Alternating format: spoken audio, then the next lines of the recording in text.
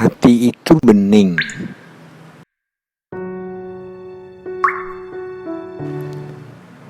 dan pada setiap kebeningan selalu ada ruang untuk kehidupan. Karena pada akhirnya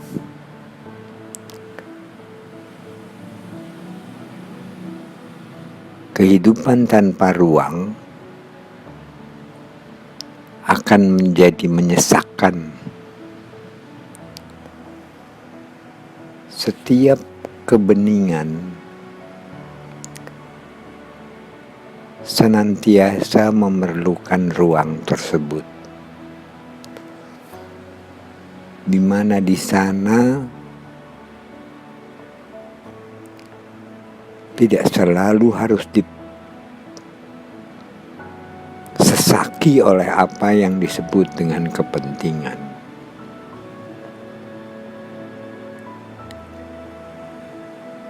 Dalam konteks kepentingan, maka setiap langkah, kebijakan, keputusan, tindakan selalu harus diulang-ulang uji kembali. Karena pada saat itulah lalu kita akan menemukan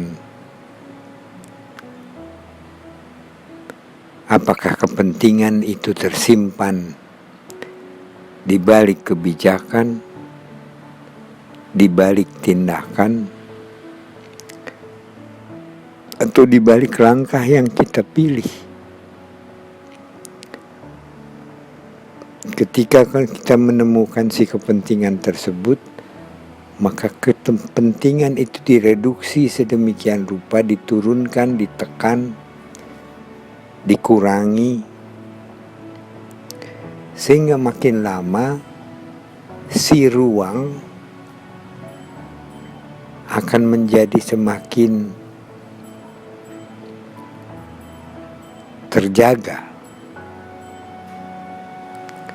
Apakah penjagaannya karena ruang tersebut jadi tetap tersedia, atau terjaga karena kepentingannya digantikan dengan alternatif atau digantikan dengan pilihan-pilihan yang memungkinkan kehidupan itu tetap berjalan.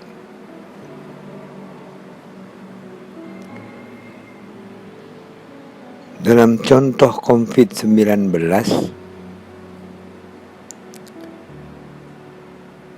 kita tahu bahwa ada kepentingan yang bertabrakan, yaitu kepentingan sehat dan kepentingan ekonomi.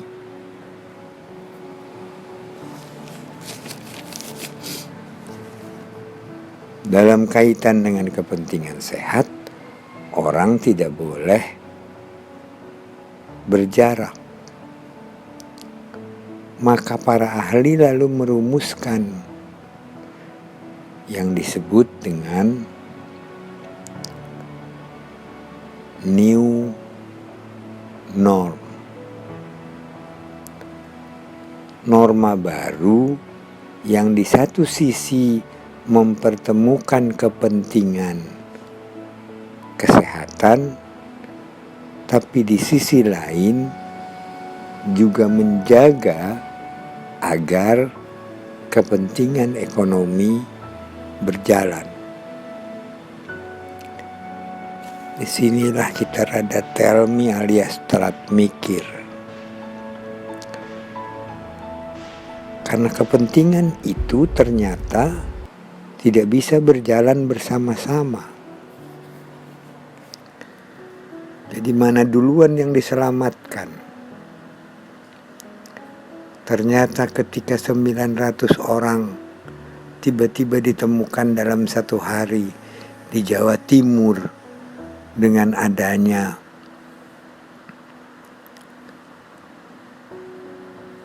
orang dengan kenyataan positif COVID-19, maka kemudian berbagai pihak menjadi senewan, karena ini tidak boleh dibiarkan. Dan ternyata belakangan diketahui bahwa yang mengakibatkan hal itu adalah klaster-klaster.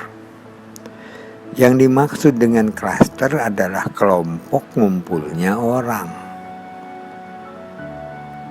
Kenapa orang itu tetap kumpul? Karena orang itu masih punya kepentingan. Antara lain adalah kepentingan yang paling sederhana, kepentingan lebaran. Kepentingan yang paling sederhana adalah kepentingan mudik. Ini ngotot dipertahankan. Berbagai pihak lalu dipaksa untuk menjaga agar hal ini tidak berakibat lebih jauh, alias tidak dibiarkan tanpa kesadaran yang mengakibatkan kepentingan kesehatan tidak terwujud. Jadi kawan-kawan, kepentingannya dulu yang kemudian dicoba untuk ditelaah. Kepentingannya dulu yang dicoba untuk disadarkan. Apakah hal itu mengakibatkan ancaman terhadap kesehatan?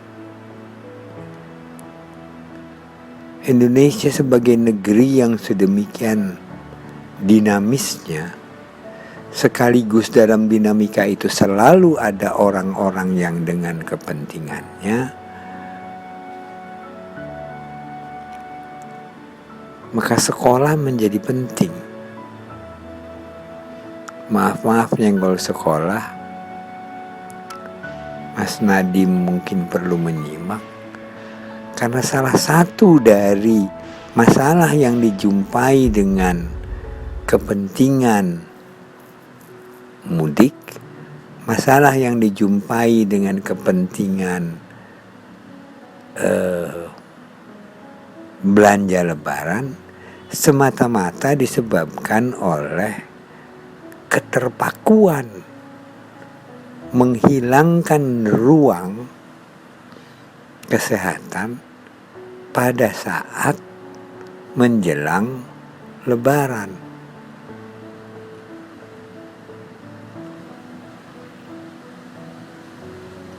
Agama mengingatkan bahwa lebaran itu perlu punya baju yang bagus, yang baru, yang bersih. Tapi agama tidak pernah mengingatkan agar orang berbelanja, mengasosiasikan antara belanja dengan baru, bersih, dan bagus itu terlalu terpaku. Akibatnya pasar antri penuh, Tanah Abang penuh.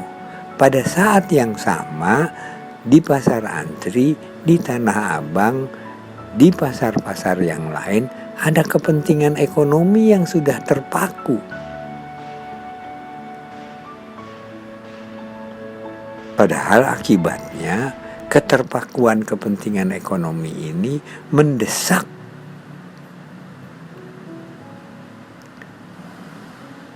orang-orang kecil yang jualan untuk mendapatkan uang lebaran. Dalam artian ekonomi yang kemudian bergulir. Ketika ini tidak disadari sebagai sesuatu yang dimaksud dengan keterpakuan, maka hati tidak bening lagi. Karena hati tidak bening, maka ketika COVID-19 diberlakukan sebagai kebijakan untuk menjaga, tergusurlah banyak kepentingan termasuk si kepentingan ekonomi itu.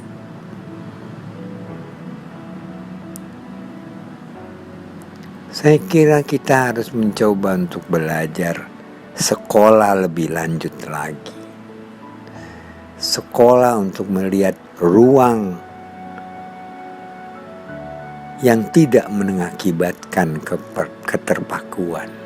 Sekolah yang mengakibatkan ekonomi kemudian tetap bergulir, pada saat yang sama kepentingan kesehatan kemudian tetap bisa dijaga dengan baik.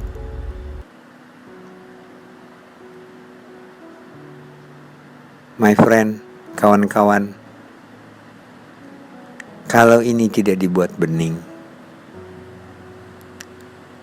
maka tentara sekalipun tidak bisa menjaga. Karena kemudian selalu dibenturkan dengan apa yang dimaksud dengan kepentingan. Dan belakangan hal ini terlanjur tidak memberi ruang lagi.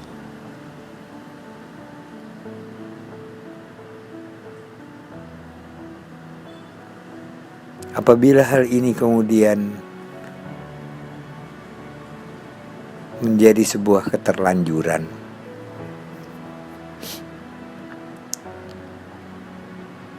tablet yang bisa mengobati ini semua hanyalah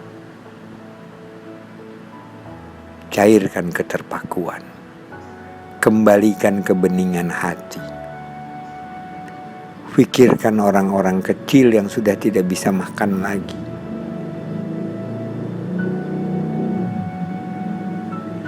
Dan itu tidak selesai hanya dengan membagikan sembako. Itu harus diselesaikan dengan kesadaran bahwa orang masih bisa punya kesanggupan untuk mengelola dirinya agar bisa menghasilkan income, dan pada saat yang sama terjagalah kesanggupan untuk mengelola itu di tangan mereka sendiri. Kalau tukang bakso kemudian sudah 80% income-nya hilang, tukang ketoprak tidak bisa lagi jualan, maka masalah yang dijumpai adalah si ruang itu telah berhasil ditaklukkan oleh COVID-19. COVID-19 tidak boleh mendiktekan ruang itu sehingga menjadi nol.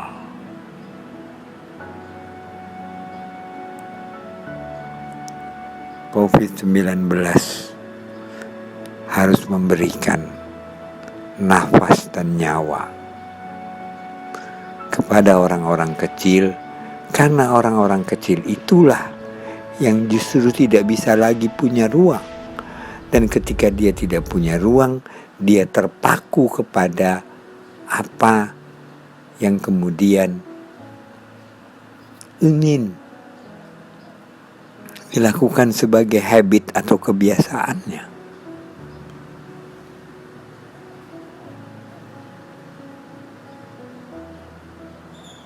Pertanyaan lebih lanjut adalah, apakah mal-mal itu punya keterpakuan? Iya, tetapi dalam titik-titik tertentu mereka berada pada situasi yang mempunyai alternatif untuk mengambil tindakan, diatur, dikelola dan sebagainya, sehingga itu tidak memerosotkan semua hal yang tadinya menjadi sesuatu yang sudah mereka miliki. Mari kita beningkan, di ruang apa mal itu ada, di ruang apa pasar antri itu ada, di ruang apa orang-orang kecil itu masih ingin melaksanakan salat Id.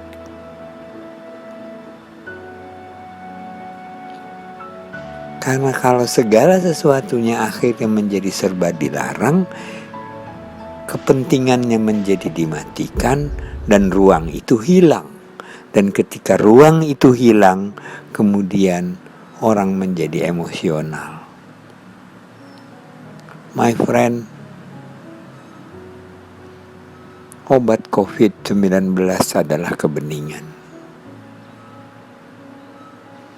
Hati itu adalah kebeningan.